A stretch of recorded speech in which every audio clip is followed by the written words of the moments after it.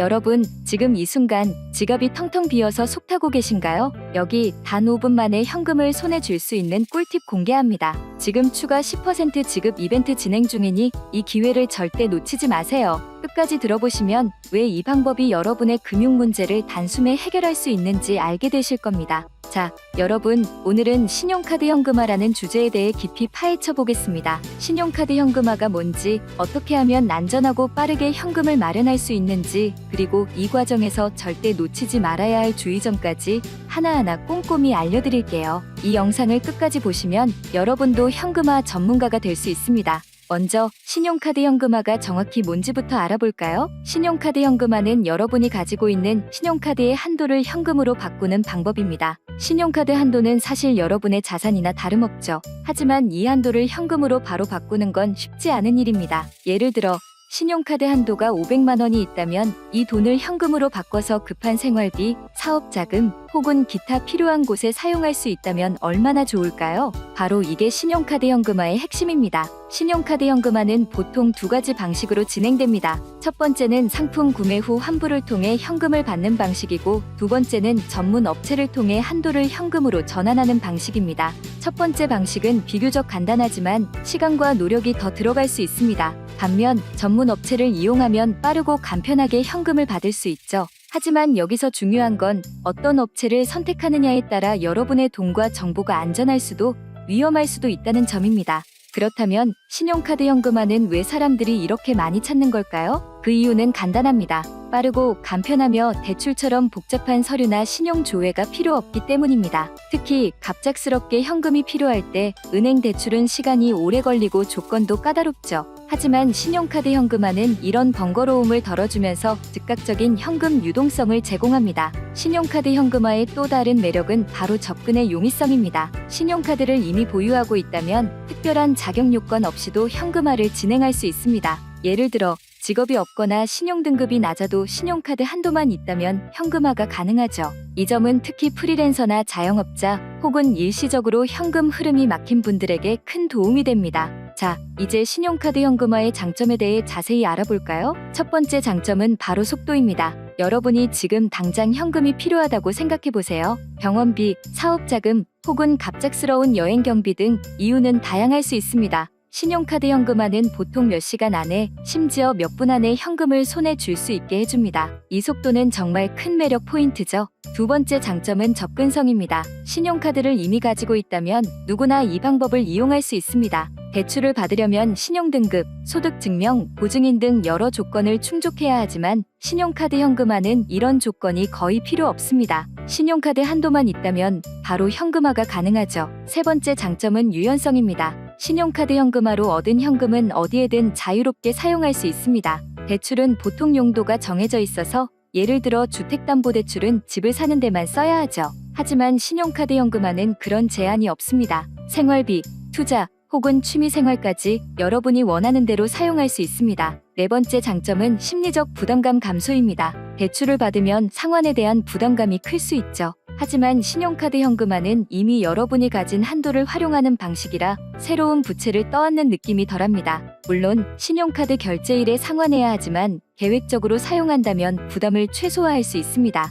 그리고 지금 이 영상을 보고 계신 여러분께 특별한 소식을 다시 한번 전해드릴게요. 추가 10% 지급 이벤트 진행 중입니다. 이 이벤트는 한정된 기간 동안만 진행되니까 지금 바로 행동! 이 기회를 놓치면 정말 후회하실 거예요. 하지만 이렇게 좋은 점이 많은 신용카드 현금화에도 주의해야 할 점이 있습니다. 모든 금융거래가 그렇듯 신용카드 현금화도 잘못된 선택을 하면 위험할 수 있습니다. 첫 번째로 주의해야 할 점은 업체 선정입니다. 신용카드 현금화를 제공하는 업체는 많지만 그중에는 부당한 수수료를 요구하거나 개인정보를 악용하는 곳도 있습니다. 따라서 신뢰할 수 있는 업체를 선택하는 게 정말 중요합니다. 업체를 고를 때는 업체의 리뷰, 운영기간, 그리고 고객 후기를 꼼꼼히 확인하세요. 두 번째 주의점은 수수료입니다. 신용카드 현금화는 보통 일정 비율의 수수료를 내야 합니다. 이 수수료는 업체마다 다르니 여러 업체를 비교해보고 가장 합리적인 곳을 선택하는 게 좋습니다. 너무 낮은 수수료를 제시하는 곳은 오히려 의심해볼 필요가 있습니다. 터무니없이 낮은 수수료는 사기의 신호일 수 있거든요.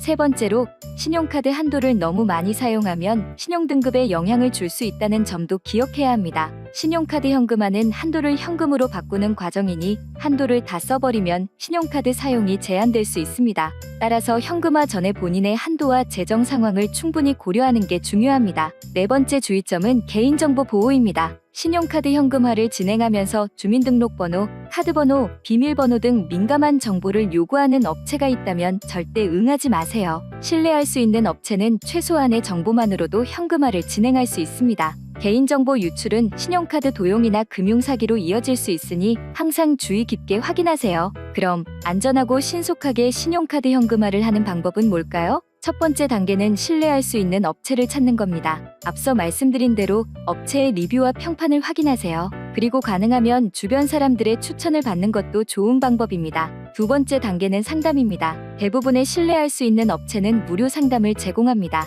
이 상담을 통해 수수료, 절차, 그리고 예상 소요 시간을 미리 파악하세요. 상담 과정에서 업체가 불친절하거나 정보를 숨긴다면 그 업체는 피하는 게 좋습니다. 세 번째 단계는 계약서 확인입니다. 신용카드 현금화는 금액이 크든 작든 계약서를 꼼꼼히 읽는 게 중요합니다. 계약서에는 수수료, 환불 조건, 그리고 개인정보 처리 방침이 명확히 명시되어 있어야 합니다. 만약 계약서가 없거나 불명확하다면 절대 진행하지 마세요. 네 번째 단계는 현금화 금액을 적절히 조절하는 것입니다. 필요 이상으로 많은 금액을 현금화하면 나중에 신용카드 결제 부담이 커질 수 있습니다. 따라서 현금화 전에 정확히 필요한 금액을 계산하고 여유분을 조금만 추가로 확보하는 전략이 좋습니다. 마지막으로 현금화 후에는 반드시 본인의 신용카드 명세서를 확인하세요. 혹시 모를 부당 청구나 오류를 바로잡기 위해서죠. 이 과정을 철저히 하면 안전하게 현금화를 마무리할 수 있습니다. 이제 실제로 신용카드 현금화를 통해 문제를 해결한 사례를 몇 가지 소개해 드릴게요. 첫 번째 사례는 자영업자 A씨의 이야기입니다.